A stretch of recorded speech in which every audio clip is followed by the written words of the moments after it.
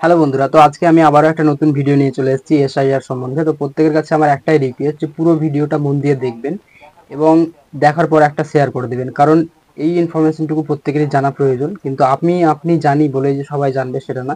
পুরো ভিডিওটা মন দিয়ে দেখবেন এবং ভিডিওটা একটা শেয়ার করে দিবেন এবং কমেন্টে জানাবেন যে ভিডিওটা কেমন হলো। তো রিসেন্টলি 17ই আগস্ট ইলেকশন কমিশন জানিয়ে দিল যে ওয়েস্ট বেঙ্গলে এসআইআর হবে এবং ওয়েস্ট বেঙ্গল সমেত প্রত্যেকটা স্টেটেই এসআইআর হবে। তো যদি এসআইআর হয় তাহলে আমাদের যে ডকুমেন্টস গুলো লাগবে সেটা প্রথমে আমাদেরকে দেখে নিতে হবে 2002 সালের লিস্ট। তো যে 2002 সালের লিস্টটা আমি আমার আগের ভিডিওর কমেন্ট সেকশনে লিংক দিয়ে দিয়েছি, সেখান থেকে খুব ইজিলি আপনি ফাইন্ড করে নিতে পারবেন যে 2002 এর লিস্টে আপনার পিতামাতার নাম আছে কিনা বা আপনার নাম আছে কিনা।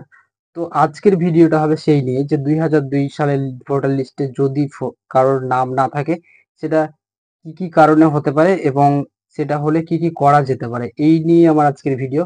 পুরো ভিডিওটা দেখবেন। যদিও ইলেকশন কমিশন এখনো কোনো ডেট বলে দেয়নি যে কবে থেকে এসআইআর হবে, তবুও আমাদের ডকুমেন্টস গুলো আমাদের রেডি করে রাখা প্রয়োজন, কারণ আমাদের ডকুমেন্টস আমাদের কাছে রেডি থাকলে আমরা যখন খুশি ইউজ করতে পারি। তো দেখুন, 2002 সালের ভোটার লিস্টে আপনার নাম না থাকার পিছনে কারণ কি কি হতে পারে। একটা হতে পারে যে আপনি 2002 সালের পরে এসছেন, এটা হলো মেন কারণ, যে ওটার আর কোনো ব্যাপারই নাই। আবার এরকমও হতে পারে, আরেকটা টাইপ এরকমও হতে পারে যে আপনি 2002 এর আগে থেকে অ্যাকচুয়ালি ভারতবর্ষে ভোটার কার্ড চালু হয়েছিল প্রায় 1993 সাল থেকে, এবং 95 এর মধ্যে প্রায় সকলের কাছে অ্যাভেলেবেল হয়ে গেছিল ভোটার কার্ড, মানে ফটো লাগা ভোটার কার্ড।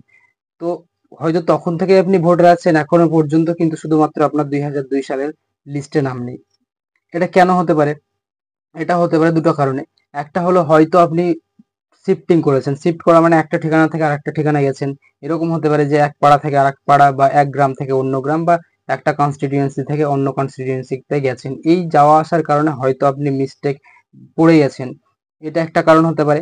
দ্বিতীয় কারণ হতে পারে যে 2002 সালের আগেই, যদি আপনার বাবা মার কথা বলেন, 2002 সালের আগে যাদের মৃত্যু হয়ে গেছে, 2001 সালে যারা যারা মারা গেছে, তাদের 2002 সালের লিস্টে খুঁজে পাবেন না।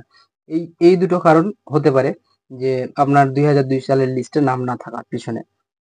তাহলে আপনাকে এখন কি করতে হবে? আপনাকে 2002 সালের 2 জায়গারই ভোটার লিস্ট দেখতে হবে। মেইনলি সেই জায়গাটার বেশি ফোকাস দিয়ে দেখতে হবে যেখানে আপনি 2002 সাল পর্যন্ত ছিলেন।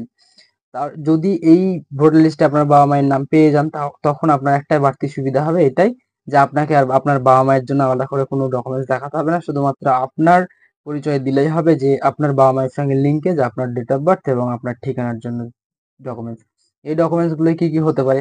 যেমন আমরা আগেই দেখেছি যে বার্থ সার্টিফিকেট হতে পারে, অ্যাডমিট কার্ড, পাসপোর্ট হতে পারে, ডোমিসাইল সার্টিফিকেট, কাস্ট সার্টিফিকেট। এই সমস্ত ডকুমেন্টস গুলো যেগুলো আমরা যেগুলোর সঙ্গে আমরা পরিচিত, সেই সমস্ত ডকুমেন্টস গুলো যদি থাকে সেগুলো রেডি করে রাখবেন।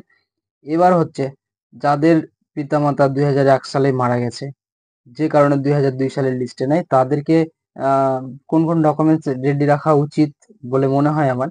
আহ, তাদের যে ডেথ সার্টিফিকেট সেটা আপনারা নিজেদের কাছে রাখবেন। পুরনো যে ভোটার কার্ড, আধার কার্ড এবং রেশন কার্ড যেগুলোই আছে সেগুলো রাখবেন। এবং পুরনো যে 2001 হোক বা 1995 থেকে যে ভোটার লিস্ট গুলো আছে সেগুলো এক কপি কালেক্ট করে রাখবেন। এটা সহজে আপনি এখান থেকে প্রমাণ করতে পারবেন যে আপনার বাবা মা 2001 সালের আগে মারা যাওয়ার কারণে 2002 সালের লিস্টে নাম নেই, কিন্তু তারা ভোটার ছিলেন, 2002 এর আগে পর্যন্ত ভোটার ছিলেন। এই হলো ব্যাপার।